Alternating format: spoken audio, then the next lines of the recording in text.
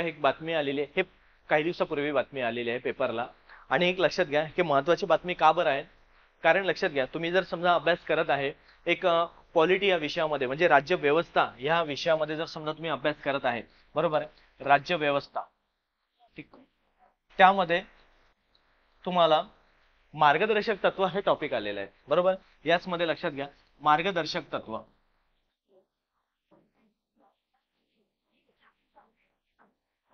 ठीक आहे, मार्गदर्शक तत्वे हे टॉपिक आले भाग 4 मध्ये 36 ते 51 ह्या कलमा अंतर्गत तुम्हाला समान नागरी कायदा हे देण्यात आलेला आहे. कलम 44 हे देण्यात आलेला आहे, बरोबर, कलम 44. आणि हेच महत्वाचं आहे मित्रांनो, ज्यावेळेस तुम्ही ह्या कलमा अंतर्गत बघताय ना, तर हे बघा कलम 44 हे महत्वाचं आहे. आणि कलम 44 हे काय सांगतो तुम्हाला की समान नागरी कायदा हे आलेला आहे, आणि त्याच संदर्भात ही बातमी आलेली आहे. म्हणून तुम्हाला हे मी दाखवण्याचा प्रयत्न केलेला आहे की ही न्यूज किती महत्वाची आहे आपल्यासाठी.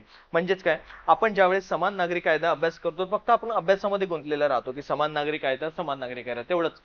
पण ते बातमी बघा त्यामध्ये काय आलेलं आहे हे महत्वाचं आहे. की बघा उत्तराखंडच्या मंत्रिमंडळाने, बघा उत्तराखंडच्या मंत्रिमंडळाने समान नागरी कायदा कायदा हा त्यावरती लागू करण्याचा प्रयत्न केलेला आहे. म्हणजे त्यांनी उत्तराखंड हे राज्य असं राज्य आहे की ज्यामध्ये स्वातंत्र्यानंतर समान नागरी कायदा लागू करणारं हे पहिलं राज्य राहणार आहे, बरोबर आहे. आणि स्वातंत्र्यापूर्वी म्हणजेच बघा स्वातंत्र्यपूर्व काळापासून जर विचार करण्यात आलेला आपण, तर मग कुठे होतं ते गोवा राज्यामध्ये. स्वातंत्र्यानंतर लागू करणारं राज्य आहे नंतर तर म्हटलं ते उत्तराखंड, आणि स्वातंत्र्यपूर्व काळामध्ये लागू करणारं राज्य आहे ते गोवा, हे लक्षात घ्या. एक त्याच मध्ये पुढे काय म्हटलं आपण की त्यांनी फक्त ही बातमी एवढीच महत्वाची आहे की त्यांनी लागू करण्यात निर्णय घेतलेला आहे, बरोबर. आणि हा मुद्द्यावरती प्रश्न पण आलेला आहे मित्रांनो, समान नागरी कायदा कलम 44 वरती तुम्हाला बरेचदा प्रश्न विचारलेला आहे, आणि तो प्रश्न जोड्या लावाच्या अंतर्गत विचारलेला आहे, बरोबर. मग आता लक्षात घ्या समान नागरी कायदा म्हणजेच काय कायदा, समान नागरी कायदा विचार केला तर बघा घटनेमध्ये कुठे दिले आलेले आहे याच वेळेस लक्षात घ्या भाग 4 मार्गदर्शक तत्वे,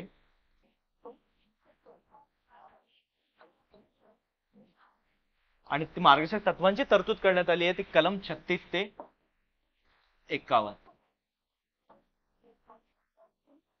ठीक आहे, कलम 36 ते 51 च्या अंतर्गत, बरोबर. तर हे लक्षात घ्या कलम, आणि याच मध्ये तुम्हाला कलम 44 ही समान नागरी कायदा सांगते तुम्हाला.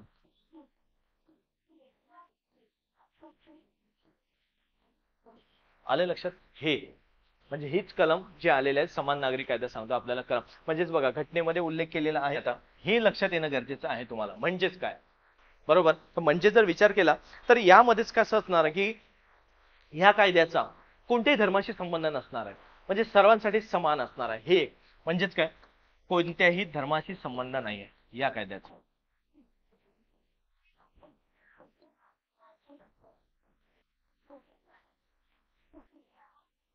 म्हणजे तुम्ही म्हणाल की एखाद्या धर्माला जास्त वजन देण्यात आलं किंवा एखाद्या धर्माचा त्यामध्ये मुद्दा जास्त घेण्यात आलेला आहे असं काहीच नाहीये. म्हणजे कुठल्याही धर्माशी संबंध नसणारा कायदा हा एक. त्याच मध्ये लक्षात घ्या म्हणजेच हा एकदम निष्पक्ष काम केलेलं आहे ह्या कायद्यामध्ये की सर्व समान असणार आहे. नावच आहे समान नागरी कायदा, म्हणजेच भारतातील नागरिक हे त्या कायद्यापुढे समान असणार आहे, हा त्यांचा उद्देश आहे. म्हणजे शब्दाची जर फोड केली तर सर्व समान म्हणजे सारखे, कोण नागरिक, आणि त्या कायद्यासमोर म्हणजे या कायद्यासमोर सर्व भारतातील नागरिक हे समान आहे, म्हणजे समान नागरी कायदा. साधं सोप्या भाषेत लिहून घ्या, समजून घ्या, हाच एक. मग यामध्ये कुठल्या गोष्टी असणार, मग या कायद्यानुसार जर विचार करण्यात आलेल्या अशा गोष्टी आहेत की तिचा सुद्धा वाटा जरी विचार केला आपण, बरोबर, संपत्तीचा वाटा हा सुद्धा समान असणार आहे, ठीक आहे. संपत्तीच्या वाट्यामध्ये समान, इथे कुठेही भेदभाव होणार नाही, मुलगा मुलगी किंवा वंश मुलीचा आहे किंवा मुलाचा आहे यामध्ये कुठलाही भेदभाव न होता.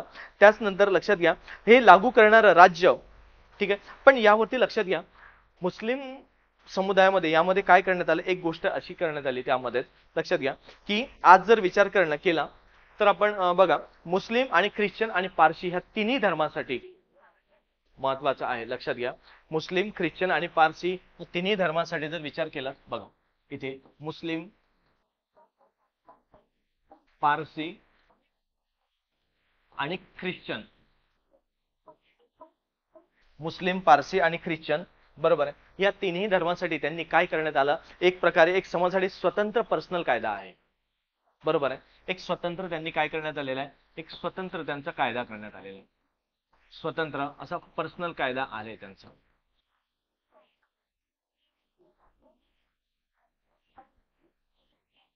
हा एक. मग हा कायदा असल्यामुळे ज्या मुस्लिम महिला आहे, असं म्हटलेलं असं की मुस्लिम महिलांना वगळलेलं, तर का बरं वगळलं, कारण की त्यांच्या ह्या तिन्ही धर्मामध्ये एक त्यांना स्वतंत्र कायदा देण्यात आलेला आहे. आणि याचसोबतच लक्षात घ्या, यांनी काय केलेलं की इथे काय म्हटलेलं आहे की संपत्तीमध्ये समान वाटा असेल, बरोबर आहे, वाटा समान असेल, परंतु मुस्लिम महिलांना काय करण्यात आलं, या कायद्यामध्ये तर त्यांना अधिकार देण्यातच आलेले आहे, परंतु ह्या समान नागरी कायद्यांमध्ये जे वडिलाची किंवा पतीची जी संपत्ती होती त्यावरती तेवढा अधिकार देण्यात नाही आलेला आहे. म्हणून लिहा यामध्ये, मुस्लिम किंवा वडिलांची किंवा पतीची संपत्तीमध्ये पाहिजे तितका वाटा देण्यात नाही आलेला.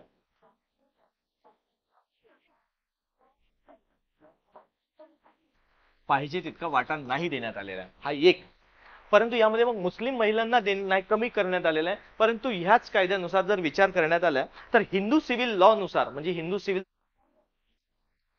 सिव्हिल लॉ या कायद्यानुसार जर विचार केला तर यांना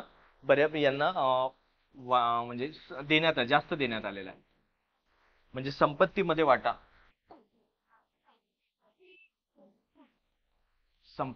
वाटा जास्त देण्यात आलेला, वाटा किंवा हिस्सा हा जास्त आहे. आले लक्षात, हे महत्वाचं आहे. मग तुम्ही लक्षात घ्या की हिंदू सिव्हिल लॉ मध्ये असे कोण येतात, असे कुठले आहे की हिंदू सिव्हिल लॉ मध्ये आलेले असतात, म्हणजे असं कुणाला अधिकार देण्यात आलेला आहे या कायद्यानुसार. म्हणून लक्षात घ्या, इथे लिहून घ्या, खाली येतं त्याचसोबत की हिंदू, शीख, जैन, बौद्ध या समाजांना यामध्ये घेण्यात आलेला आहे. म्हणजे लक्षात घ्या, यामध्ये त्यांनी वाटा कोणाचा दिला, हिंदू, बरोबर आहे, शीख, जैन आणि बुद्ध. ठीक आहे, हिंदू, शीख, जैन, बुद्ध, बरोबर आहे, या धर्मातील जे व्यक्ती आहे, महिला म्हणा, व्यक्ती म्हणा, ह्या त्यांना अधिकार या हिंदू सिव्हिल लॉ नुसार देण्यात आलेला आहे, एक.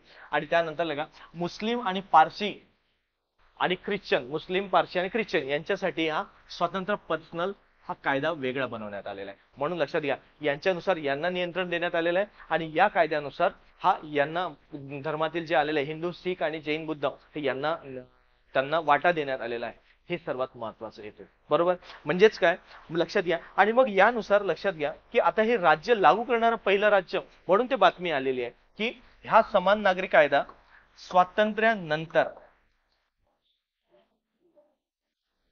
स्वातंत्र्यानंतर उत्तराखंड हे पहिलं राज्य, बरोबर आहे, लागू करणारे हे पहिले राज्य आहे. आणि त्यानंतर स्वातंत्र्यापूर्वी, बरोबर, स्वातंत्र्यापूर्वी जर म्हटलं आपण तर लागू करणारे हे गोवा राज्य आहे. म्हणजे स्वातंत्र्यपूर्व काळापासून गोव्याला समान नागरी कायदा लागू होतात. आणि आता भारतामध्ये जर विचार केला तर स्वातंत्र्यानंतर उत्तराखंड या राज्याला लागू करण्यात आला. म्हणून हा कायदा महत्वाचा आहे आपल्यासाठी. आणि प्रश्नांची दाट शक्यता राहते मित्रांनो. याच पद्धतीने लक्षात घ्या, जर समजा कंबाईन पूर्वला जरी म्हटलं तरी प्रश्न आलेलाही आहे आणि पुढे पण येणार. एक, राज्यसेवा पूर्व आणि मुख्य म्हटलं तरी तुम्हाला प्रश्न आहेत. आणि जरी समजा राज्यसेवा मुख्य जे 2025 ला नवीन पद्धतीने घेण्यात येणार आहे, तिथे सुद्धा प्रश्न येणारच आहे तुम्हाला. होऊ शकेल तुम्हाला असं विधानामध्ये एखादे विचार की समान नागरी कायद्याचे महत्व स्पष्ट करा. समान नागरी कायदा म्हणजेच काय, बरोबर, हिंदू कोड बिल याच्याविषयी तुम्हाला अशा पद्धतीने कुठलं ना कुठलं तरी तुम्हाला तो मुद्दा येण्याची शक्यता राहते.